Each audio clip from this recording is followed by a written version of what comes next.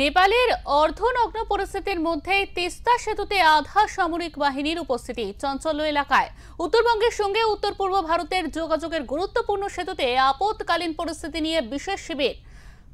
শুক্রবার জলপাইগুড়ি তিস্তা নদীর উপর অবস্থিত সেতুতে আপৎকালীন পরিস্থিতি মোকাবেলায় এক গুরুত্বপূর্ণ শিবিরে মিলিত হয় জেলা স্বাস্থ্য দফতর, দমকল এবং সীমান্ত রক্ষী বাহিনী। যদিও এই প্রসঙ্গে বিস্তারিত তথ্য জানাতে না পারলেও বিশেষ শিবিরে উপস্থিত জলপাইগুড়ি মেডিকেল কলেজের চিকিৎসক ডক্টর নিতিন পাল জানান, বিস্তারিত কিছু আমার জানা নেই, শুধুমাত্র মেডিকেল সাপোর্টের প্রয়োজন হলে আমরা প্রস্তুত রয়েছি, সেটা কোনো অন্তর্ঘাত দুর্ঘটনা যে কোনো পরিস্থিতিতে। আমরা ছাড়াও বিএসএফ, দমকল রয়েছে এই স্থানে।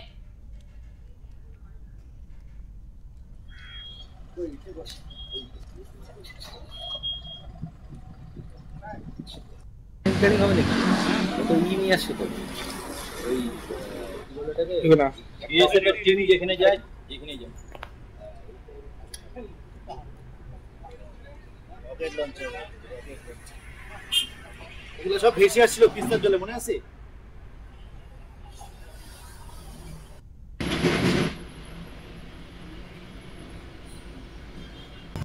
যদি কোনো কিছু অ্যাটাক হয়,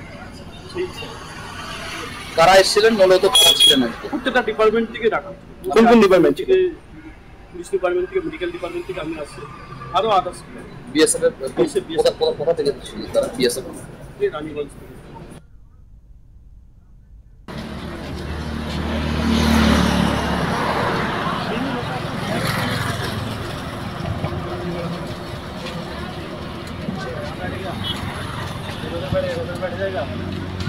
बस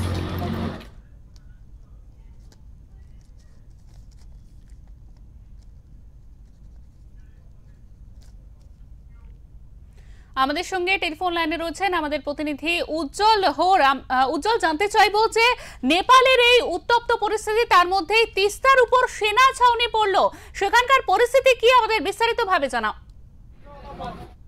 অ্যাকচুয়ালি যেটা জলপাইগুড়ি শহর সংলগ্ন যে তিস্তা নদী, সেখানে যে তিস্তা সেতু, দুটো সেতু আছে, একটা সড়ক সেতু, একটা রেল ব্রিজ, একটা রেল সেতু, যেটার সাথে উত্তর পূর্ব ভারতের যোগাযোগ রক্ষা হয়। এই ক্ষেত্রে আমরা এর আগেও দেখেছিলাম, এর আগেও বছরের প্রথম দিকে কিন্তু আধা সামরিক বাহিনী, অন্যান্য যে সংশ্লিষ্ট বিপর্যয় মোকাবিলার যে দপ্তরগুলো থাকে, যেরকম স্বাস্থ্য দপ্তর, দমকল, সিভিল ডিফেন্স, ওদেরকে নিয়ে ওখানে একটা বিশেষ শিবির আয়োজন করেছিল। ঠিক আজকে সকালে সেই একই জিনিস লক্ষ্য করা যায় যে সীমান্তরক্ষী বাহিনী, বিএসএফ এর পক্ষ থেকে ব্যাপক জমায়েত ওখানে করা হয় এবং তারা সেখানে একটি শিবির, যেটাকে সামরিক ভাষায় তাবু ফেলা বলে, সেই তাবু ফেলেছে। এবং তার পাশাপাশি রাজ্য সরকারের স্বাস্থ্য দপ্তর, জলপাইগুড়ি মেডিকেল কলেজের যে রয়েছে, সেখান থেকে তাদের চিকিৎসকরা, মেডিকেল টিম, জলপাইগুড়ি দমকল বিভাগ, তারাও কিন্তু সেখানে উপস্থিত আছেন।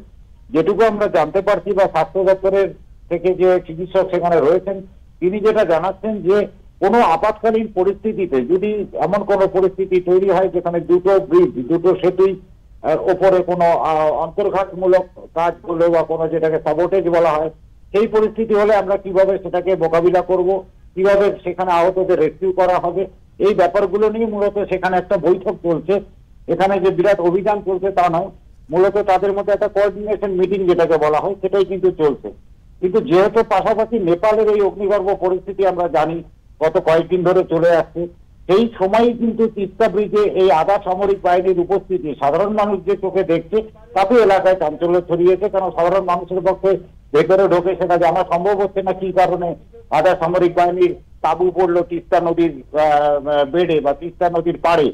কিন্তু যেটা মূল ঘটনা আমরা জানতে পারছি যে কোনো আপাতকালীন পরিস্থিতি তৈরি হলে পরে কি করে তার মোকাবিলা করা হবে, সেটাকে পর্যালোচনা করবার জন্যই কিন্তু সীমান্তরক্ষী বাহিনী এবং রাজ্য সরকারের স্বাস্থ্য দপ্তর, দমকল দপ্তর, দমকল বিভাগ এবং পুলিশ যারা রয়েছে, তারা সবাই মিলে একটা যৌথ শিবির সেখানে পরিচালনা করছে।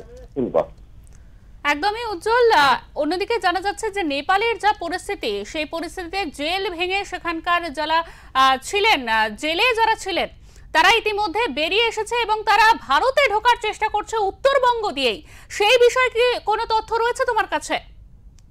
আমরা যে বিভিন্ন সোর্স যেগুলোকে বলে, সেই মারফত আমরা এই খবর পেয়েছি এবং যার জন্য এটা বলে রাখা ভালো যে অতিরিক্ত যে ব্যাটালিয়ন বলে, আমরা জানি নেপাল সীমান্ত, ভারত নেপাল সীমান্তে মোতায়েন করা রয়েছে এসএসবি কে, সীমা সুরক্ষা বল, যেটা সশস্ত্র সীমা বল যেটাকে বলা হয় এসএসবি, তাদের ওখানে ম্যান পাওয়ার বাড়ানো হয়েছে, ব্যাটালিয়নের সংখ্যা বাড়ানো হয়েছে, অধিক জওয়ানকে মোতায়েন করা হয়েছে।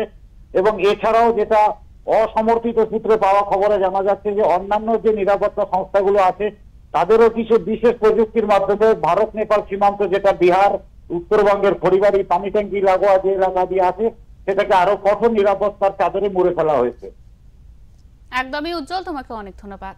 আমাদের সঙ্গে এতক্ষণ টেলিফোন লাইনে ছিলেন আমাদের প্রতিনিধি উজ্জ্বল হোর। তিনি কিন্তু একেবারে জানাচ্ছিলেন যে নেপালের একেবারে অগ্নিগর্ভ পরিস্থিতি। আমরা জানি একদম আমাদের দেশের বলা যায় পশ্চিমবঙ্গেরও গা ঘেঁষা দেশ নেপাল, সেখানেই কিন্তু এখন যা পরিস্থিতি সেখানে রীতিমতো আন্দোলন চলছে এবং তার ফলে সেখানকার যারা জেল বন্দীরা ছিলেন তাদেরও ছেড়ে দেওয়া হয়েছে এবং তারা অন্য পথ দিয়ে, গুপ্ত পথ দিয়ে বলা যায় গা ঢাকা দিয়ে ভারতে ঢোকার চেষ্টা করছে এবং তার জন্য কিন্তু একেবারে উত্তরবঙ্গ তাদের গা ঘেঁষা থাকায় সেইখান থেকেই তারা ভারতে ঢোকার চেষ্টা করছে। ইতিমধ্যে আমরা জানতে পেরেছি বর্ডারের জায়গা থেকে অনেক এরকম পলাতক বা যারা জেলবন্দি তারা ইতিমধ্যে পাকড়াও হয়েছে, কিন্তু এখনো পর্যন্ত ভয় থেকে যাচ্ছে যে নেপালে যারা বন্দী ছিলেন তারা ইতিমধ্যে জেল ভেঙে ভারতে ঢোকার চেষ্টা করছে বিভিন্ন রাস্তা দিয়ে। তার মধ্যে একটি হলো উত্তরবঙ্গ এবং তার জন্যই তিস্তা নদীতে সেনা ছাউনি দেওয়া হলো এবং তার পাশাপাশি বর্ডারের যে জায়গা সেই জায়গাগুলিতে আরো বাড়ানো হয়েছে নিরাপত্তা, এমনটাই জানানো হচ্ছে।